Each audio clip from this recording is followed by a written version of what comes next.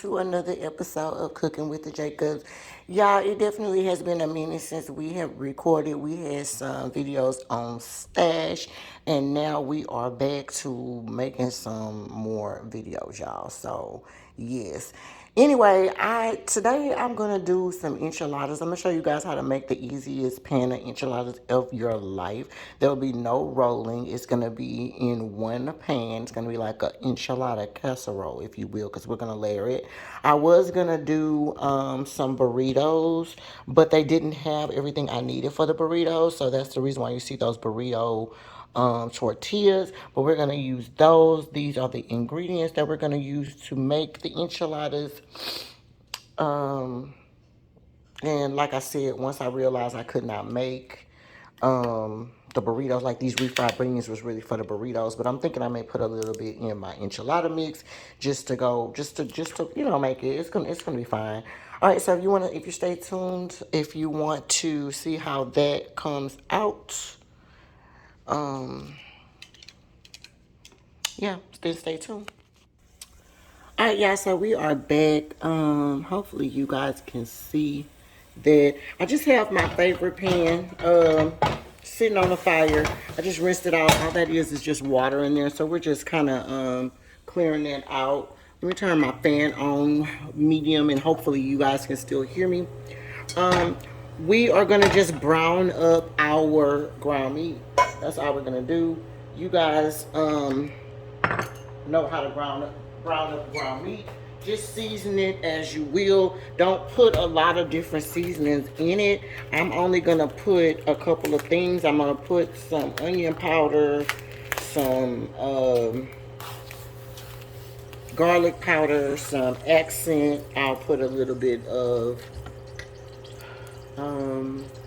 Tony Chachere, maybe a little bit of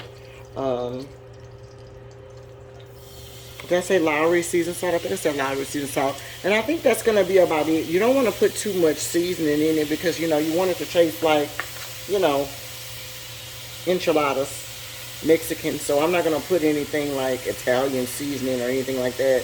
Just put, just season your ground meat like you would normally season it. So I bought 2 packs of meat, but I'm thinking that I'm only going to probably need like 1.5. Each one is about 2 pounds. So I think that I'm going to just do like about 3 pounds of meat since I'm going to be making like a casserole, if you will. I'm just going to take part of that other type of meat. You don't need very much. I like mine to be meaty, but I don't want it to be too much because I don't want to have too much leftovers.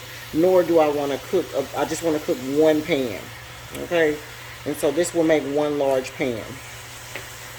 Alright, so we're going to cook this up a little bit. I'm going to put some seasoning in it like I told y'all. Hold on a minute, let me move y'all over. Okay, y'all, so we're back. Alright, so like I said, we're going to just, while that's frying up, going to put a little seasoning salt in there. You're probably going to need about a tablespoon or so of all of these. That should be plenty. That is black pepper. I'm going to put some accent in there. You probably don't need like, yeah, just put a tablespoon of each one. It should be okay.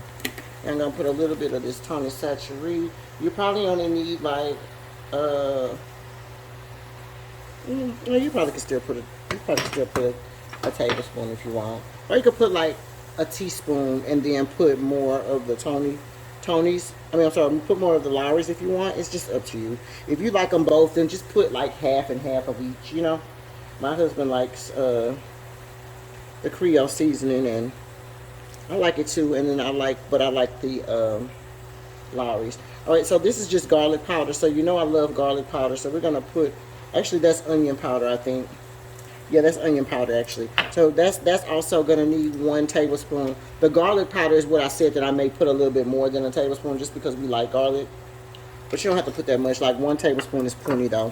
And then we're going to just cook this down. And as soon as it get cooked down, I will show you the next step. I'm going to drain it, of course, and then I'll show you the next step.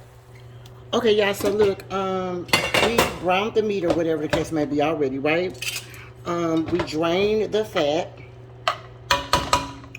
Okay, so what you're going to do now is I'm going to put, I got 2 cans of tomato sauce. The one is oregano, garlic, and basil. The other one is regular tomato sauce. I'm going to put 2 cans of that in there, as well as I have 3 of these enchilada mix. Okay, because we did like 3 pounds, over 3 pounds, that's the reason why we're going to put 3 in there. And then that's another reason why I said don't over season it, because you don't, you know, you need to be able to, you know, this has seasoning in it, so you don't want to overdo it or whatever. And this is actually the sauce. It tells you like you can make this on the side, but I mix all mine up together. Like I told y'all, this is the lazy enchiladas. There ain't no rolling or none of that, girl. It is so good, y'all. Okay, so you're gonna put that 3rd one in there, just like that. And then, like I said, we're gonna open these. That's the first one, the second one, and then what we'll do is like if there's some left in there, we'll put like half of water in there, and then you can refill it back up and put that amount in there. Okay, because I think it takes water anyway, or whatever the case may be. Like, let me see. Yeah, mixed water, like one and 1/2 a cup of water. It says it's supposed to need. So this is what we're gonna do. We're gonna put this in here, and that's only if you're gonna make it by itself. So we're gonna fill both of these up with water, and then we'll pour that in there. They're both 8 ounces, and then I think it should be okay, because each package needs 1 and 1/2. So we'll put that in there. We'll fill these up with the water, and I may need another tomato sauce since I used 3, but let's mix it up and see where we are. I'm gonna turn my fire back up. I had turned it all the way down to low because I didn't want it to make any more grease. But yeah, you just mix it up, and see, this has to cook in there. I think you're gonna cook this for like 15 minutes. Wait, hold on, let me see. It's supposed to come up to a boil. No, it just says it needs to cook for like 5 minutes. So that's what we're gonna do. I think I'm gonna mix this up just like this. And then you know what I'm going to do? I'm going to put a little bit of the, I may need a little bit more water, but you don't want it too runny. This may be okay. Let me see what it looks like when I bring it to a boil before I decide if it needs water, because you don't want it to be too runny. This is actually may be okay. I'm going to put, though, the last thing is I'm going to put some refried beans. I have some El Paso traditional refried beans. If you don't like refried beans, you don't need the refried beans in there, actually. I'm probably going to only use about half the cup, half the bottle, or half the, you know, the half the thing. I don't want to put too much. Like I said, it's 16 ounces in here. I'm going to take this extra water off, or whatever that oil is on top of that. I don't know what that is, but you don't need that. And of course, if you don't like refried beans, then you don't have to do this step. But it doesn't hurt. If you don't mind them, then it doesn't hurt. All right, we're going to cook this down for about 5 minutes.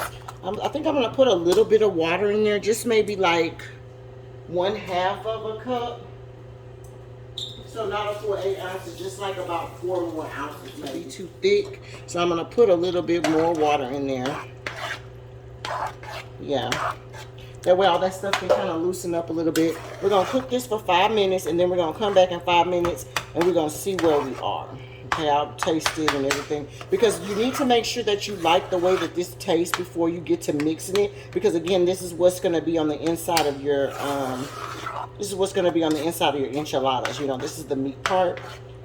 So yeah, and then on the side I got some ranch style beans that we're gonna just put over the top. We tried some ranchero beans some time ago, but I didn't like the way they tasted, neither did my husband, so we didn't get that kind anymore. We're just gonna get some ranch style beans, the sweet onion.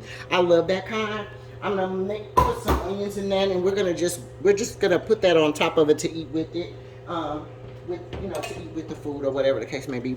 But I'm gonna cook this for 5 minutes, and then I'll be back to show you guys what it looks like.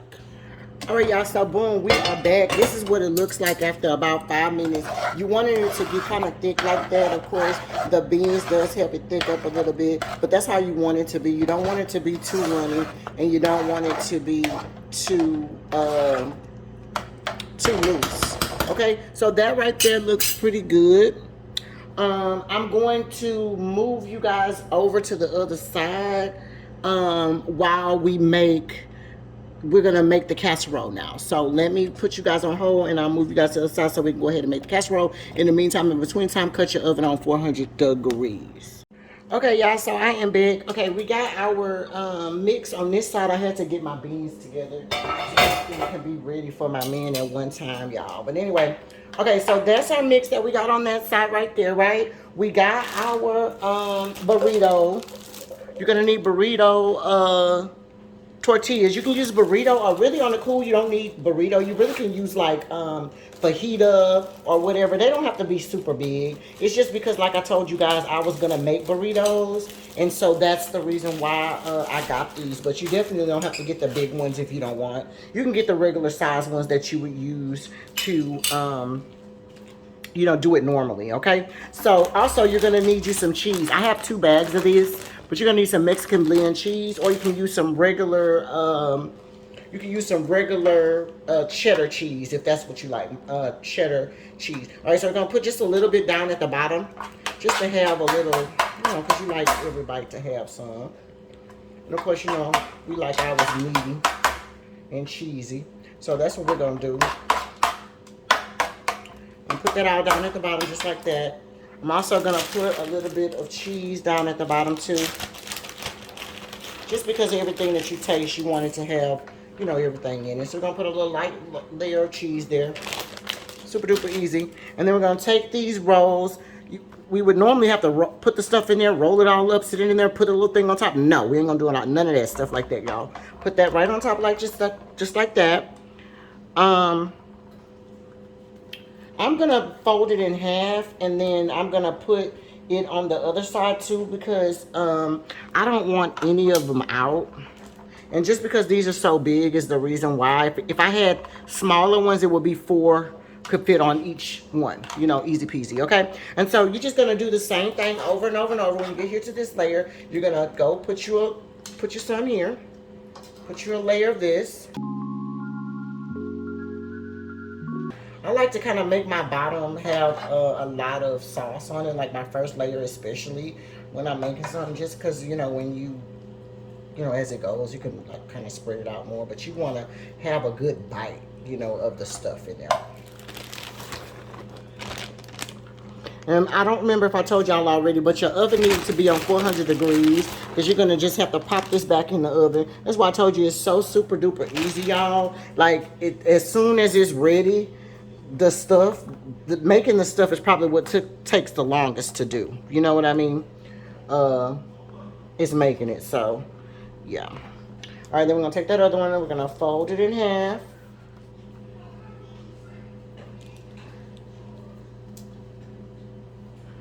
All right, just like that. And then I'll come back when it's all the way at the top, y'all. Okay, y'all, so this is it. This is the final little thing here. You can put it now in the oven for, you know, just till the top melts. So maybe like 10, 15 minutes. The other thing I wanted to say was, on the normal circumstances, you could use, I told you to use like regular tortillas, but you also could use the traditional corn tortillas if you want. Okay, so if you wanted to just get the corn tortillas, the flour tortillas is just as fine as well. Okay, it's up to you. If you prefer the corn, then you're more than welcome to buy the corn, and then just instead of using that, and it'll be the same exact thing. Okay, if you don't care like me, then you can use the flour. Okay, so we're gonna put this in the oven for on the 400 degrees. You're gonna put this in the oven for like about 10 or 15 minutes, just till the top is done, and then we'll be done with this meal. I already got my beans on the side. I didn't make a video about that because they're just regular. Okay, y'all, here we go. I actually did 15 minutes, and then I did like 5 more minutes. You don't have to be like brown on the top, like as if you're making mac and cheese or anything. You just want the cheese to be melted. But this is how it looks. Okay, and this is my enchilada casserole or whatever. I don't know how to call it. I'm gonna make my husband a plate really quick, and then I can show you guys the inside. Okay, you guys, here is the final plate up. We have the enchiladas right there, and then we have the little beans, and then of course I just put some pico de gallo and some sauce on the side for him, you know, to mix it all up. But that is the final plate up, you guys. Let me show you what the inside of the pan looks like. Okay, so as y'all can see, this is the inside of my pan. I just cut a little bit because I'm about to feed my household. But this is how it looks. You can see all that cheese and everything is there, melted. Everything looks so freaking good. These are the beans. So, yeah, that is it. And that is all for this particular meal, you guys. Cooking with the Jacobs. I'll see you guys next time.